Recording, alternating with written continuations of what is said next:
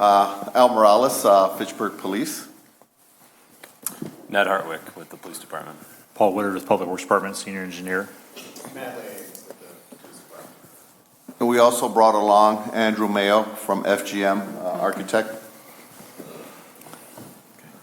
Matt, are you going to get us started, or Paul? I'll do the first couple if you get them. Okay. Is it up on the screen yet? Yes, it is. Let me see it.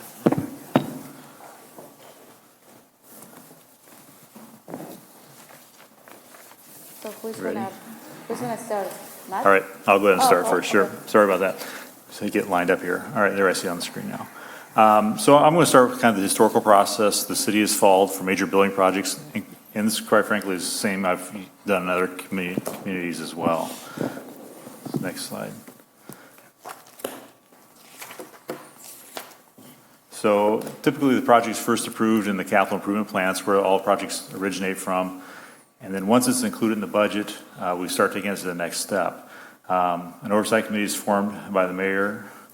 An architect is retained by the city. And then we hire a construction manager. The construction manager is typically just on larger building projects like we did for the fire stations or the library, or we're talking about for this facility as well, not the smaller facilities. So there's really different roles different people play in this. The Public Works Department manages the design, the bidding, the construction process, working with either the user of the facility, whether it's the library, the fire chief, or the police chief, depending on what the facility is.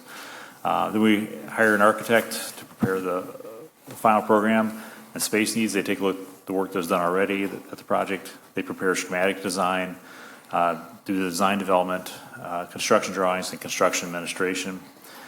And like I said, in these larger projects, we'll hire a construction manager, and they'll be providing input during the design on the constructability of the project. They'll prepare estimates during different design stages of the project and oversee construction of the facility, make sure it's being built according to our specifications. And then lastly, we have an ad hoc committee that provides input on the design of the facility. So there are a number of steps in this process. Like I said, we first start with hiring an architect and a construction manager. We do that through a qualification-based system on the most qualified firms. The architect works with city staff and prepares the space needs and programming based off of previous studies, as I mentioned earlier. And then once we get that program done, then we review it with the ad hoc committee. And then once the program is approved, the architect will then prepare schematic drawings of a design based off of that program. So once you get to the schematic design, that's when we take it to the public. So we're not at that point yet in this project. The design is presented to the Planning Commission and to the Council for approval. After the design development is done, the development design is started after the schematic design is approved by Council. Updated plans are presented to the public with more detail. That then leads into the construction documents prepared based on the design development. Bidding the project upon completion of the construction documents, and then after award of the bid, construction begins, and then the user moves in. So you can see there are a long number of steps involved in this process. So I'm going to turn over now to the project history to the police. Thanks, Paul.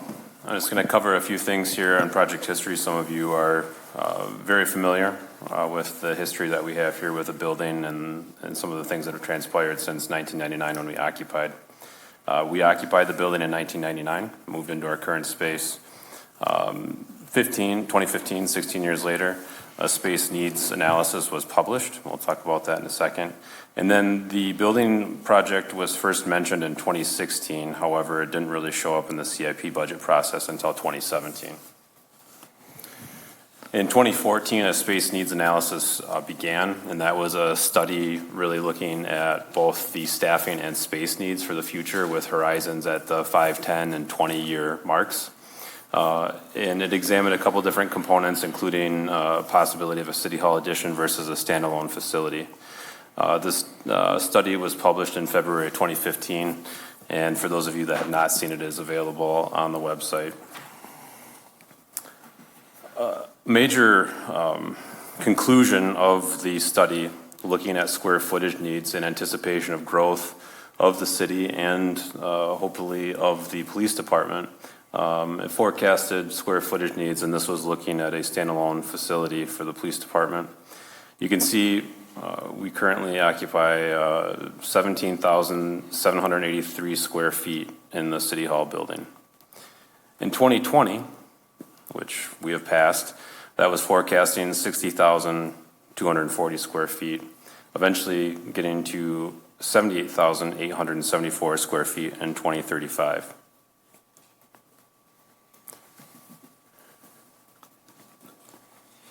In the study, it identified a couple different categories of space needs. It focused very specifically on immediate space needs, and this was back in 2015. We can cover a couple of these for those of you that have toured the police facility. I think we've pointed these out to you, including evidence storage, which is a critical component of the police department, maintaining evidence, some of which we have to keep for a very long time. The ventilation system is connected to the evidence facility, and for those of you that have sat up here, for those of you that have worked in City Hall, you may know when we make a major arrest and we have narcotics in the evidence facility that circulates through City Hall. Armory, office space, conference rooms, and indoor parking facilities, especially during inclement weather. These on paper tell a bit of a story, but I can tell you that these space needs and many other space needs impact our operations on a daily basis. They impact our personnel, and they directly contribute to a lot of the challenges that we deal with.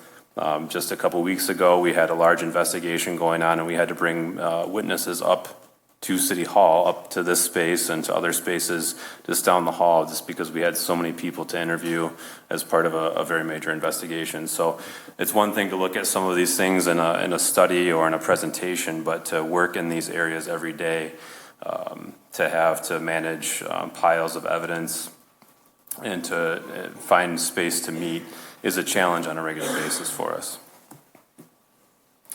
So moving on from the space needs study and transition into the CIP timeline, and I don't want to get into the finance world too much here. We won't recite these word for word, but I wanted to share this portion of the conversation related to the CIP timeline just to show that process has been going on for 8 CIP cycles. And there have been a number of modifications, different allocations of money for this process. So these are the first 4 cycles that this goes through, and then we end up where we are today with this current cycle.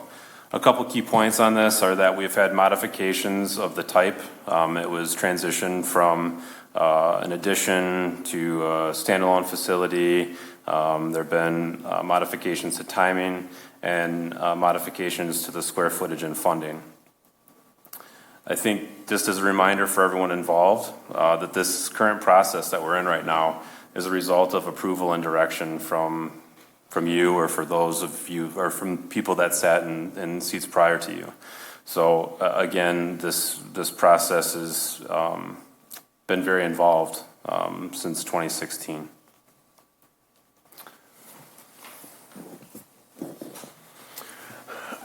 So where we stand now in this process, I know many of you have asked, how have we gotten to this point right now? And you're very interested in knowing what conversations are being had, what steps are being taken for this process. The historical is very perspective, what Lieutenant Hartwick had gone over, but more recently, some things to identify as recent events.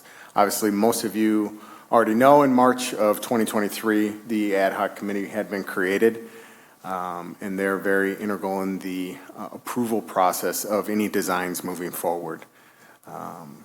April of 2023, the City Council approved FGM Architects as the firm for architectural and engineering services. Followed by June of 2023, FGM Architects met with a group of representatives from various work groups, not only within the police department, but also City Hall, to identify a path moving forward for their programming.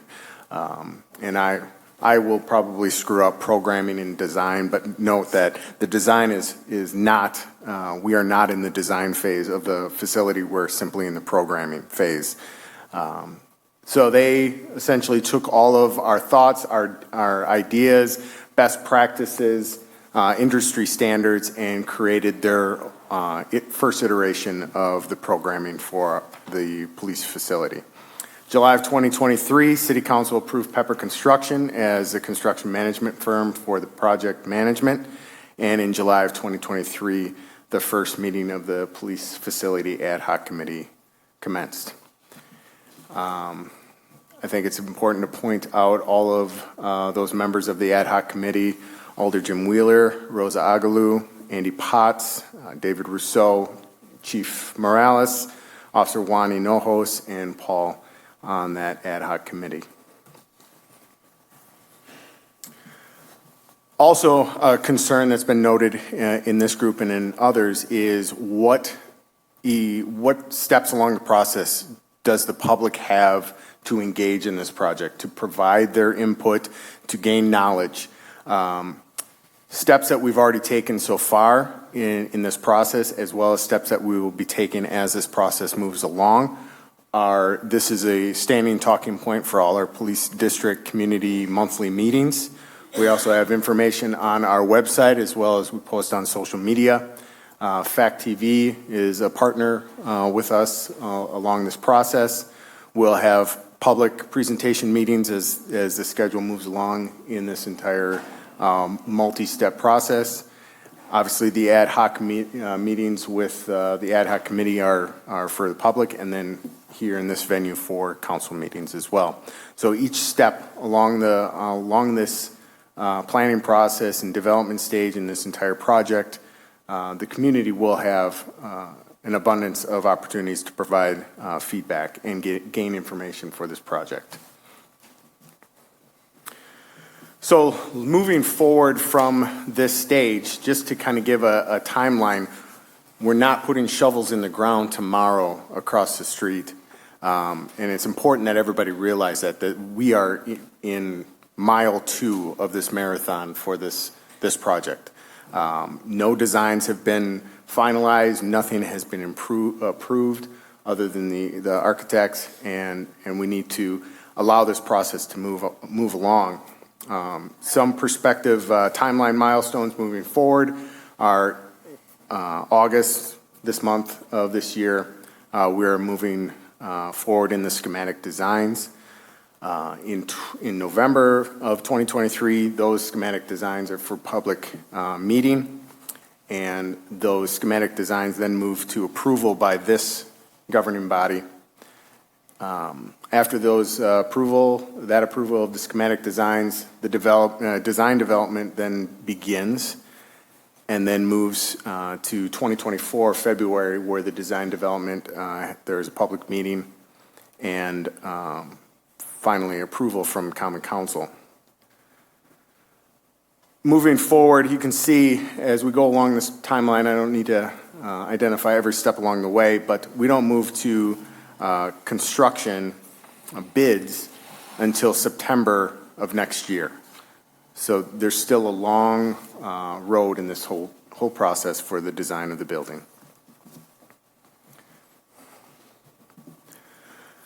So the programming as it is currently created by FGM Architects, along with some members here, is the design the programming that's currently created is rooted in modern standards and recommendations by not only industry standards, but also some highlighted law enforcement related documents such as the 21st Century Policing, as the chief has brought up in the past, as well as the United Way Special Community Police Task Force recommendations regarding use of force. In these documents, they really focus on a police department, not only the facility, but also the employees. They strive for certain highlights in their organization, namely accreditation, which the building, the facility, has a lot to do with the legitimacy of accreditation. Enhance accessibility to not only the employees, but also the public, to enhance community engagement, to increase officer training, to improve upon officer wellness, and to have high standards of technology. So These programming considerations, as we've been working with FGM, the entire building is purpose-built. With each of the components are all interconnected with each other. It allows for future growth for the police department, but also provides future growth for City Hall campus. Based upon the population estimates moving forward, and as well as the total employees hired by the police department. It also allows the police department with flexibility. It also allows City Hall campus with flexibility to utilize spaces within the police department.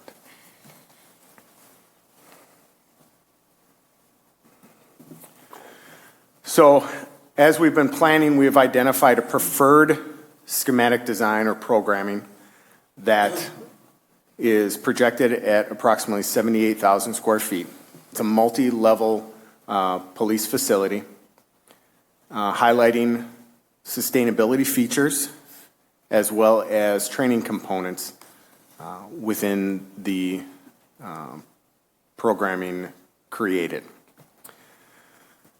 Each of the designs and programming, the program created all components of a high-functioning police facility, flexibility for anticipated growth, and identifies what's not only needed now to attract, retain, and train the best personnel possible, but also allows that flexibility for the future.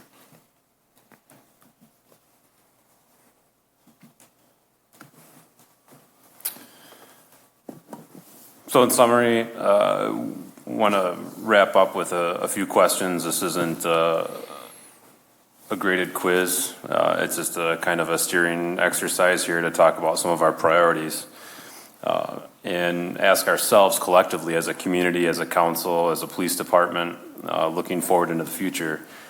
Do we want to be prepared for the future growth of the city? Every time I leave the police department, it seems like something else is sprouting up, which is a good sign, but that means that it could be more calls for service. It could be more activity for us. Future growth of City Hall. As I understand it, we're running out of, or completely run out of office space, and our IT department's moving into the basement. And the police department. Do we want to ensure a safe environment that reduces risk for employees, visitors, and those in our custody? It was suggested that perhaps we show a highlight reel of some of our employees slipping and falling out in the parking lot when the cars are parked outside in the winter, but we'll spare you that. Do we want to address environmental impacts of police vehicles and facilities? I know it's a conversation that comes up on a pretty regular basis in here with vehicles idling that are filled with expensive police equipment and need to be ready to go at a moment's notice. We are happy to report that with the addition of some parking stalls in the basement down below, and why you hear the garage door opening a little bit more during council meetings is that our newer vehicles were able to plug in and keep those vehicles from idling. So that's a positive step forward, but we want to have that be a component of this facility.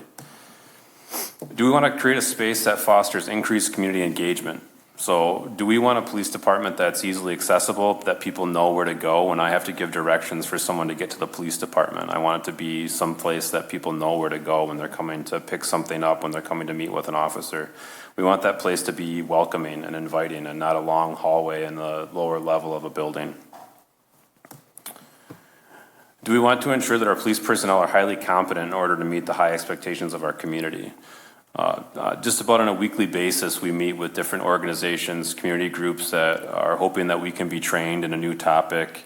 There's a variety of things that evolve, laws, policies, procedures that we need to stay up on. And in order for our staff to provide the best service possible, training is a need. I ask folks, when you get on an airplane, do you want the pilot to be highly competent and trained and up on the latest procedures? When you go into the operating room, do you expect that that doctor has been trained and is aware of the latest procedures? This is really no different for us. And there's an item later on your agenda here about talking about recruiting and retention. Do we want to attract the most talented workforce while retaining our valued employees and ensuring that they're well? One of the key components of the 21st century report, policing, is officer wellness. And that's an area that's long overdue for discussion and talking about making sure that if we're going to be taking care of our community, that we need to be taken care of as officers when we deal with stressful situations on a regular basis or traumatic critical incidents. That cumulative effect of the work that we do on a daily basis, this space can help ensure that we have the space to decompress and feel safe, and that we're valued and we have a space that we can take pride in. So just to summarize a few key points of the facility and what it's anticipated to do, and what it will do, is that will allow for city growth. There's a couple levels that the city can grow into. It will enhance our sustainability efforts, create a purpose-built space for current needs and future growth, provide welcoming community space, build a safer environment that moves closer to accreditation, and considering the crisis that we're in right now, I consider this last one to be really important, aid in the recruiting and retention of personnel by focusing on wellness and training. So we've been asked to come here tonight to provide you and our community with an update on Police Service Facility Project. As you all can see through this presentation, the planning for this project has spanned several years, and we have still a long way to go before this facility is finished. We're only a couple steps into this journey, and there are several stops along the way where your voice, the community's voice, will be heard to steer the direction of this project. I know that many of you have concerns regarding the project costs of the first iteration of this project. I completely understand. We completely understand. But we need to be, and we all understand the fiscal responsibility for the citizens of Fitchburg. But also know that the current programming created by FGM, with the assistance and input of the staff, has been rooted in modern industry standards and law enforcement recommendations. It has taken into consideration current needs of our staff and our city, as well as the future growth of our rapidly growing community and increasing expectations in our profession. Tonight, we have not provided you with different design packages and prices for those considerations. That's because we can't. This program decision needs to be included, it needs to include the ad hoc committee. That was the purpose for it. That's the purpose for some of the other buildings that were erected as well. We'll need that committee with the tools and information so that they can make the best decisions for the city's department. We have instead provided you with an overview of the preferred schematics and what it will provide our community. We will work with FGM and Pepper Construction to identify cost-saving measures, as well as other funding sources, including grants, as this process moves forward. We all want what is best for our community, for today and for the future. But we shouldn't make decisions that negatively impact us as we have in years past.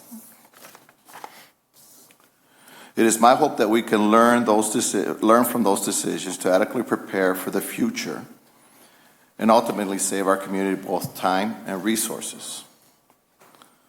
We'll continue to collaborate with you, the ad hoc committee, and the involved stakeholders. And lastly, I have sent out an email on August 8th to all of you on a tour to visit 2 police stations.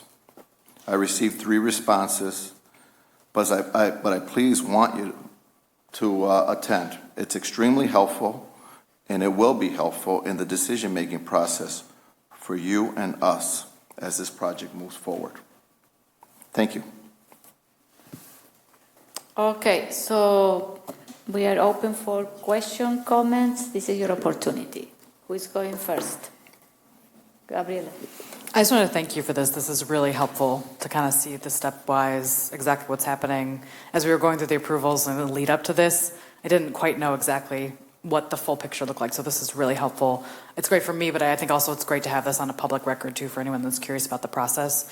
You can just send them the video of this presentation and there's clarity. So thank you for putting this together. I'll also say that going on the police facility tour sometime last year was really helpful. And then I also went on a tour with Lieutenant Hartwick to one of the Madison facilities last year.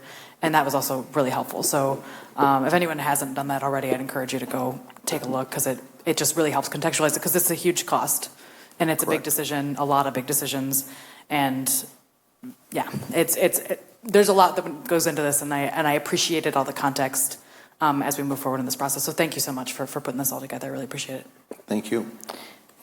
Who's next?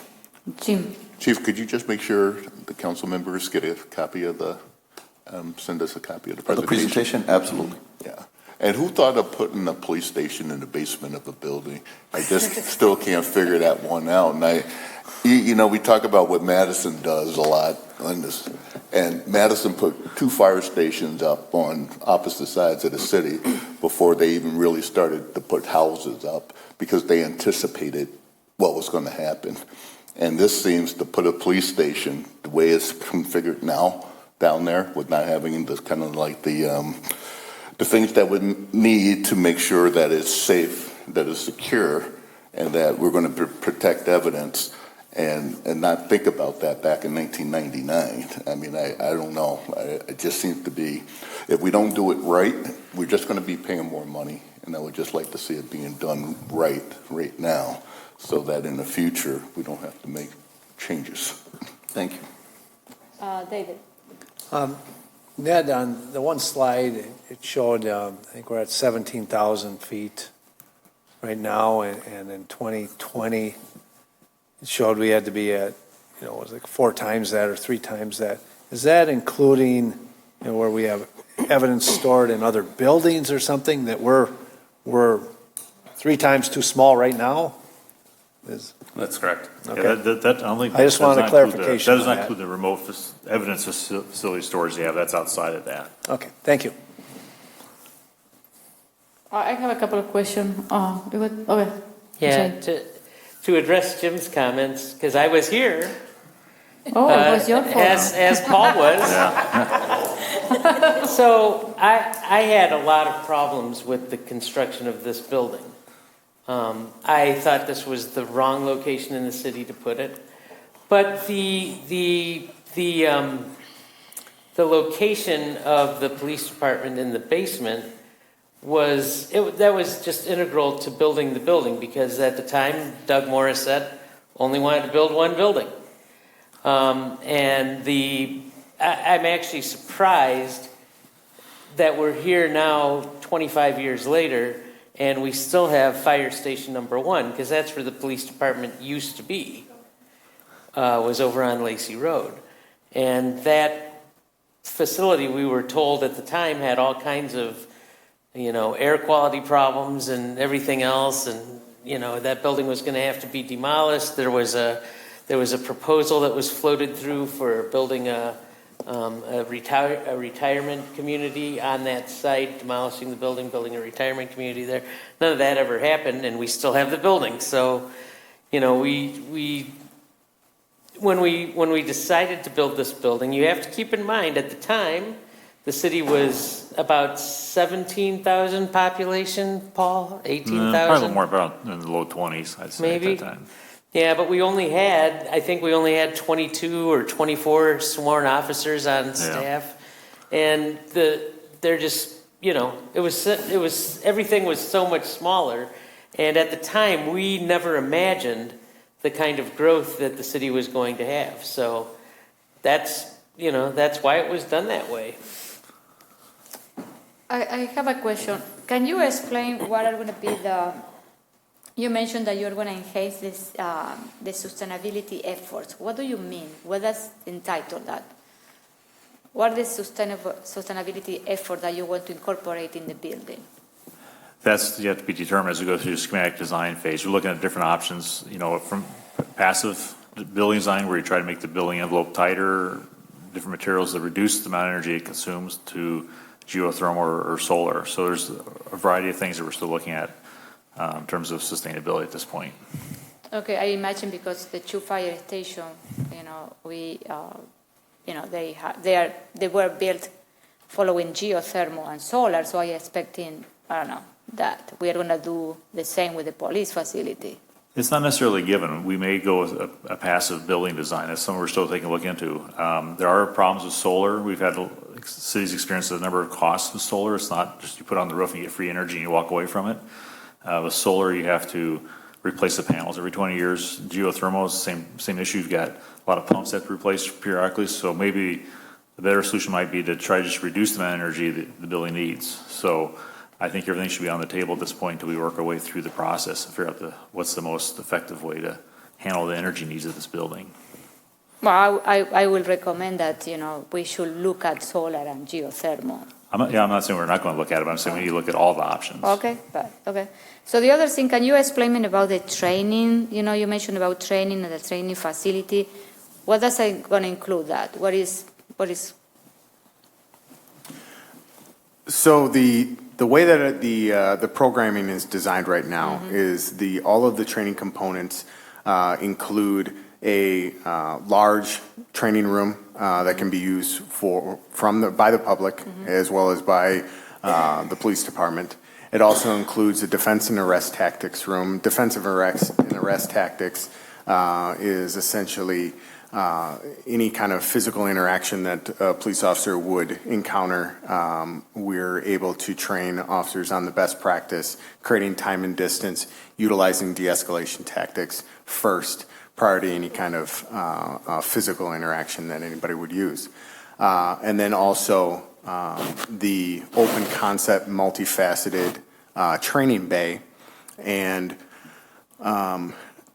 most of you probably identify it as a range. And these ranges aren't your Lethal Weapon where Mel Gibson and Danny Glover are on the line and they're stringing targets back and forth in a very static range. These ranges or these training bays are designed in a way to allow for vehicles to go in, to be used, for officers and department members to practice rescue task force maneuvers, to put officers into situations where they have to make critical decisions. If you don't put officers in those decisions in a training environment, in a safe training environment, then they will never be able to replicate the proper decisions when they're asked to do it for real. So this training bay or this range gets a very negative connotation because, we're just going to go in there to shoot. And that is not the purpose of, is it a purpose? Yes. Is it the only purpose? Absolutely not. We train our officers, albeit we only have 4 opportunities to train every year. We have a total of 32 hours in the entire year that officers train in use of force, namely their firearms. This provides us, these training components of this building provide us the opportunity to expand exponentially on officers' ability to train, our ability as a police department to provide on-shift training, the flexibility, as well as increase the frequency that officers are being placed in critical decision, both from a de-escalation standpoint as well as a use of force standpoint, to ensure that they are as competent and make the proper decision when faced with that same situation on a call or in real life. So those are the elements that are included in the training components.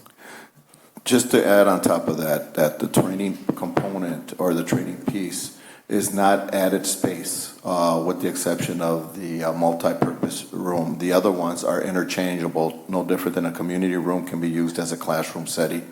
So it can be converted into a number of different options, but it's the same space, the same cost. No different than an exercise room. You can use the exercise room to use defense and arrest tactics. So it's the same room that would be built in a facility such as this. But one thing I want to emphasize in the training piece that is in piece where we talk about the recommendations in 21st century policing, the repeated training.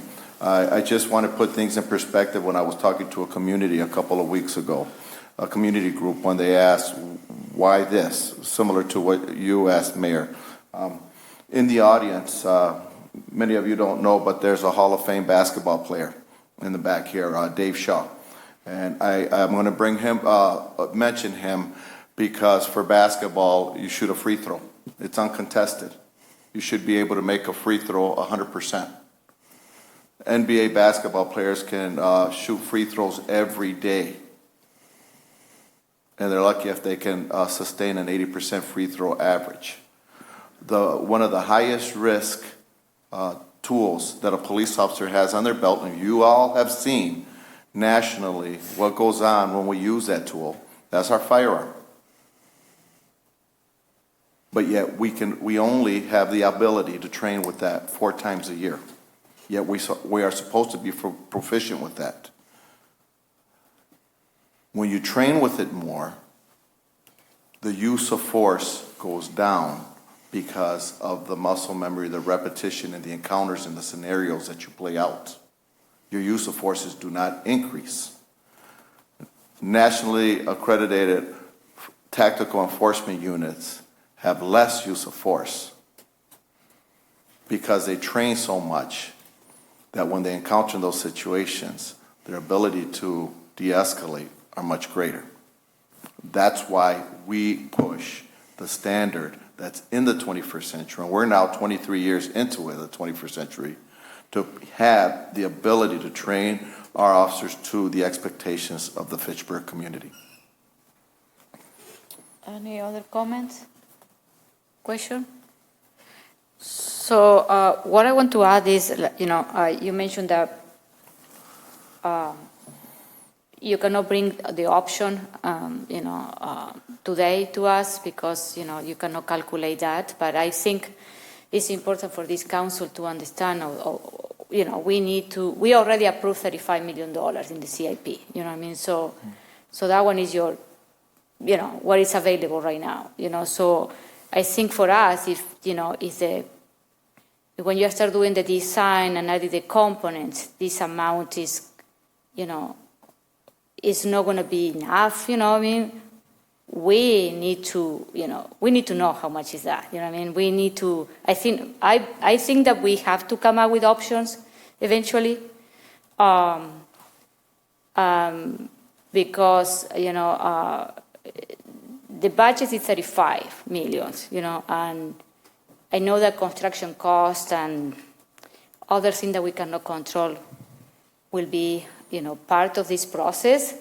But we need to be comfortable, determine what is going to be the variance. It's going to be going $5 more million, $10 more million, you know what I mean? So where we are going to, draw the lane and say, we want a police station that is not exceed X amount of millions of dollars, you know what I mean? So we need to know what is going to be the number.